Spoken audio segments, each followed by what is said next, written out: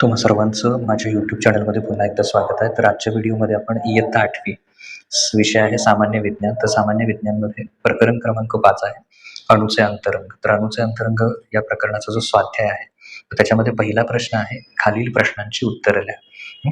तर त्याच्यातला पहिला आहे, थॉम्सन रुदरफोर्ड यांच्या अणुप्रारूपात कोणता फरक आहे? थॉम्सन आणि रुदरफोर्ड यांच्या दोघांच्या मध्ये. तर थॉम्सनचे अणुप्रारूप आणि रुदरफोर्डचे अणुप्रारूप असे 2 गट करायचे आणि त्यांच्यातला फरक लिहायचा. तर थॉम्सनच्या मध्ये पहिला मुद्दा लिहायचा. त्याच्यामध्ये काय होतं, अणू हा एक धनप्रभारित भरीव गोल असून त्यामध्ये ऋणप्रभारित इलेक्ट्रॉन हरवलेले असतात कलिंगडच्या बियासारखे.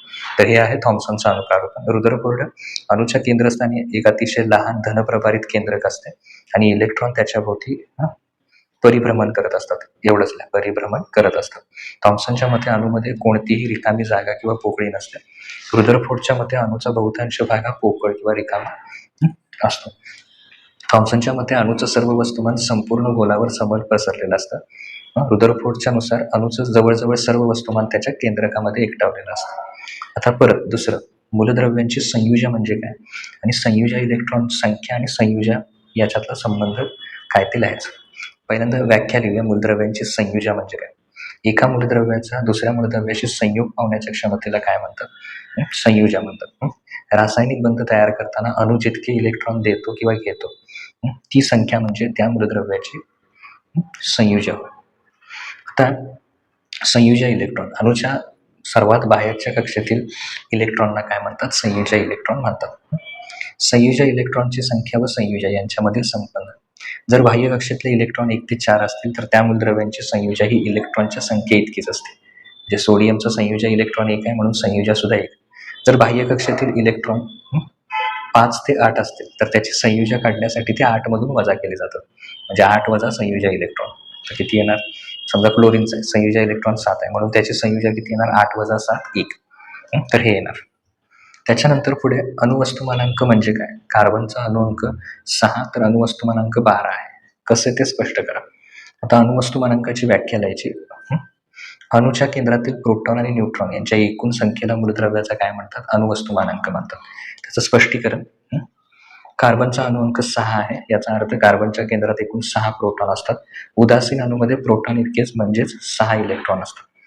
कार्बनच्या केंद्रात प्रोटॉन व्यतिरिक्त 6 न्यूट्रॉन्स असतात. म्हणजे अणुवस्तुमानांक म्हणजे काय? प्रोटॉन आणि न्यूट्रॉन यांची बेरीज, एकूण संख्या काढायची. प्रोटॉन अधिक न्यूट्रॉन असं दिलेलं आहे इथं. म्हणूनच कार्बनचा अणुवस्तुमानांक किती आहे? 12. कारण 6 अधिक 6, 6 आणि 6 किती येणार? 12. अवअणुंक म्हणजे काय? विद्युत प्रभार, वस्तुमान व स्थान या संदर्भात 3 अणुकणांची थोडक्यात माहिती द्या. अवअणुकण, अणूच्या आत असणाऱ्या अतिसूक्ष्म कणांना अवअणुकण म्हणतात. यात प्रामुख्याने प्रोटॉन, न्यूट्रॉन, इलेक्ट्रॉन या 3 अवअणुकणांपासून ते बनलेले असतात. 3 अवअणुकणांची माहिती. पहिला आहे प्रोटॉन. स्थान, अणूच्या केंद्रकात असतं याचं स्थान. हा धनप्रभारित कण आहे. तर प्रत्येक प्रोटॉनवर 1 इतका काय असतो? धनप्रभार असतो. वस्तुमान, याचं वस्तुमान सुमारे 1 डाल्टन असतं. 1 हायड्रोजनच्या अणुमान वस्तुमान इतकं असतं. न्यूट्रॉन अणूच्या केंद्रकात असतं, हायड्रोजनमध्ये ते नसतं. ओके. हा कण विद्युत प्रभारदृष्ट्या उदासीन असतो. म्हणजे त्याच्यावर धनप्रभार सुद्धा नसतो किंवा कुठलाच ऋणधन कुठलाच प्रभाव नसतो. याचं वस्तुमान सुद्धा काय असतं? सुमारे 1 डाल्टन इतकं असतं. त्याच्यानंतर इलेक्ट्रॉन अणूच्या केंद्रकाबाहेरील ठराविक कक्षांमध्ये परिभ्रमण करतात. याच्यावर कुठला कण असतो? ऋणप्रभारित कण असतो, वजा वस्तुमान. तर इलेक्ट्रॉनचे वस्तुमान नगण्य म्हणजे खूपच कमी असतं. ते हायड्रोजन अणूच्या वस्तुमानापेक्षा सुद्धा 1800 पटीनं कमी असतं.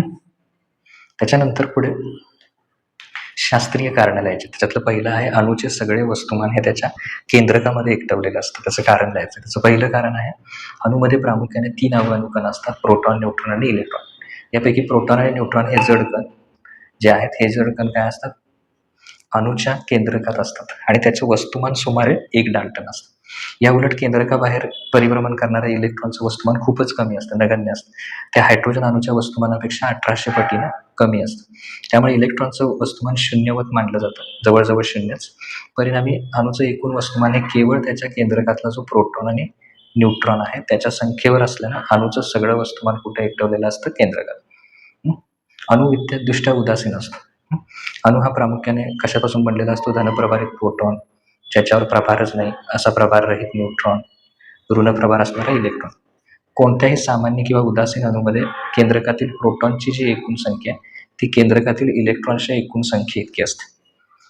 प्रोटॉनवरील धनप्रभार आणि इलेक्ट्रॉनवरील ऋणप्रभार, धनप्रभार हे दोन्ही पण समान मूल्य असतात त्यांचं. म्हणजे जेवढा धनप्रभार आहे तेवढाच ऋणप्रभार. त्यामुळे अणूतील एकूण धनप्रभार आणि एकूण ऋणप्रभार एकमेकांना संतुलित किंवा उदासीन करतो. म्हणून अणूवर कोणताही निव्वळ प्रभाव राहत नाही आणि अणू विद्युतदृष्ट्या सुद्धा काय असतो? उदासीन असतो. त्याच्यानंतर पुढे अणुवस्तुमानांक पूर्णांकात असतो. त्याचं कारण द्यायचं. अणुवस्तुमानांक म्हणजे अणूच्या केंद्रकामध्ये असणाऱ्या प्रोटॉन आणि न्यूट्रॉन कणांच्या एकूण संख्येची बेरीज होय. अणुवस्तुमानांक म्हणजे काय? हे काय लिहू नका.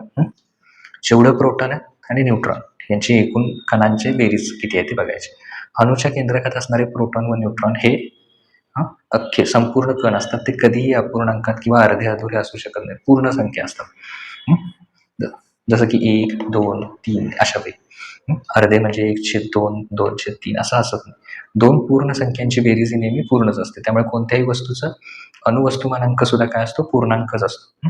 म्हणजे 1, 2, 3 अशा पूर्ण संख्याच त्याचं उत्तर असतं अणुवस्तुमानांकाचं. त्याच्यानंतर परिभ्रमण करणारे प्रभारित कण इलेक्ट्रॉन असूनही सामान्यपणे अणूंना स्थायी भावत असतो. रुदरफोर्ड अणुप्रारूपानुसार प्रभारित इलेक्ट्रॉन याचं कारण लिहायचं आहे. प्रभारित इलेक्ट्रॉन वर्तुळाकार कक्षेत परिभ्रमण करताना त्याची ऊर्जा कमी होऊन ते केंद्रकात कोसळायला हवे होते. त्यामुळे अणू अस्थिर झाला असता. परंतु नील बोर्स यांनी मांडलेल्या उटीकृत ऊर्जा पातळीच्या सिद्धांतानं स्पष्ट केलं की इलेक्ट्रॉन केंद्राभोवती विशिष्ट आणि निश्चित अशा स्थायी कक्षांमध्येच परिभ्रमण करतात. जोपर्यंत इलेक्ट्रॉन या ठराविक आणि निश्चित ऊर्जा असलेल्या कक्षेत परिभ्रमण करतो तोपर्यंत ऊर्जा उत्सर्जित म्हणजे बाहेर पण टाकत नाही किंवा शोषूनही घेत नाही. इलेक्ट्रॉनची ऊर्जा स्थिर राहत असल्यामुळे ते केंद्रावर कधीही कोसळत नाही. त्यामुळे त्याचे परिभ्रमण करणारे प्रभारित इलेक्ट्रॉन असूनही सामान्यपणे अणूंमध्ये कसला भाव असतो? स्थायी भाव असतो. त्याच्यानंतर व्याख्या लिहा म्हणून आहे. पहिला आहे अणू. एखाद्या मूलद्रव्याचा रासायनिक गुणधर्म राखून ठेवणारा जो सर्वात लहान कण असतो त्याला काय म्हणतात? अणू म्हणतात. अणू हा रासायनिक अभिक्रियेत भाग घेणारा मूलद्रव्याचा मूलभूत घटक असतो. तो इलेक्ट्रॉन, प्रोटॉन आणि न्यूट्रॉन या अवकणूंपासून बनलेला असतो. समस्थानिक. एकाच मूलद्रव्याच्या अणूंचा अणुअंक समान असतो परंतु त्याचे अणुवस्तुमानांक भिन्न असतो. त्यांना त्या मूलद्रव्याचे काय म्हणतात? समस्थानिक.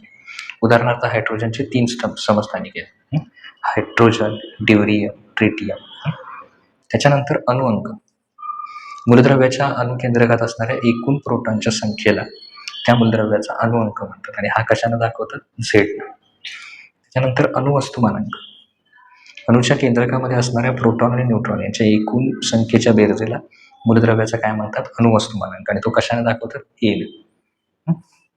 ओके. म्हणजे अणुवस्तुमानांक म्हणजे प्रोटॉन आणि न्यूट्रॉन यांची बेरीज थोडक्यात. हे काही लिहू नका त्याच्यात.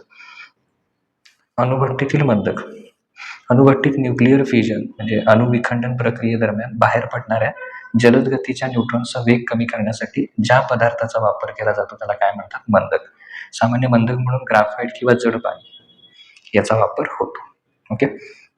आकृती काढून काय करायचे? नावं द्यायचे. रुदरफोर्डचं विकिरण प्रयोग. विकिरण प्रयोग त्याची ही आकृती पुस्तकामधली आहे. जशी काढली तरी चालेल. थॉम्सनचे अणुप्रारूप. ओके. तर हे तुम्ही लिहू शकता, हे काढू शकता चित्र त्याचं. त्याच्यानंतर मॅग्नेशियमचा अणुअंक संरूपण रेखाटन काढायचं आहे आणि आर्गॉनचं. तर हे मॅग्नेशियमचं आहे आणि हे आर्गॉनचं आहे. ह्या आकृत्या तुम्ही तिथं काढायच्या. त्याच्यानंतर रिकाम्या जागा भरा. इलेक्ट्रॉन, प्रोटॉन आणि न्यूट्रॉन हे अणूमध्ये असणारे काय आहे? तर आता आपण 5वा प्रश्न बघूया. 5व्या प्रश्नामध्ये रिकाम्या जागा भरा. तर याच्यामध्ये पहिला आहे इलेक्ट्रॉन, प्रोटॉन आणि न्यूट्रॉन हे अणूमध्ये असणारे अवअणुकण आहे. तर रिकाम्या जागी काय लिहायचं? अवअणुकण. इलेक्ट्रॉनवर कुठला प्रभार असतो? ऋण प्रभार असतो. अणुकेंद्रकापासून सर्वात जवळचं इलेक्ट्रॉन कवच म्हणजे कुठलं? के कवच. मॅग्नेशियम इलेक्ट्रॉनचं संरूपण 2, 8, 2 आहे. त्यामुळे मॅग्नेशियमचे संयोजक कवच किती आहे? एम. KLm. तिसरा कोण असणार आहे? एम. H2O ह्या रेणूसूत्रानुसार हायड्रोजनची संयोजा 1 आहे. तर Fe2O3 या सूत्रानुसार Fe ची संयोजा किती येणार? 3 येणार. ओके. कारण रासायनिक सूत्र करताना संयोजनची अदलाबदल होते. ओके. म्हणजे Feचं काय होणार? Fe2चं O चा लागणार त्याला संयोजक 3. तर जोड्या जुळवा असं म्हटलं. ह्या जोड्यांचं अचूक उत्तर मी इथं खाली दिलेलं आहे. प्रोटॉन हा धनप्रभारित असतो, इलेक्ट्रॉन हा ऋणप्रभारित असतो आणि न्यूट्रॉन हा उदासीन असतो. दिलेल्या माहितीवरून काय करायचं आहे, माहितीवरून शोधायचं आहे न्यूट्रॉनची संख्या, अणुवस्तुमानांक आणि प्रोटॉनची संख्या. तर याच्यामध्ये या दोघांची जर वजाबाकी केली आपण 23 वजा 11 तर ती किती येणार आहे 12. तर ती असणार आहे न्यूट्रॉनची संख्या. अणुवस्तुमानांक जो वरचा अंक आहे त्याला अणुवस्तुमानांक म्हणायचं, म्हणजे तो किती आहे 14. आणि प्रोटॉन संख्या खाली जी संख्या आहे त्याला म्हणायचं प्रोटॉन संख्या. तर ते किती आहे याच्यात 17. ओके, तर हे उत्तर तिथं लिहायचे.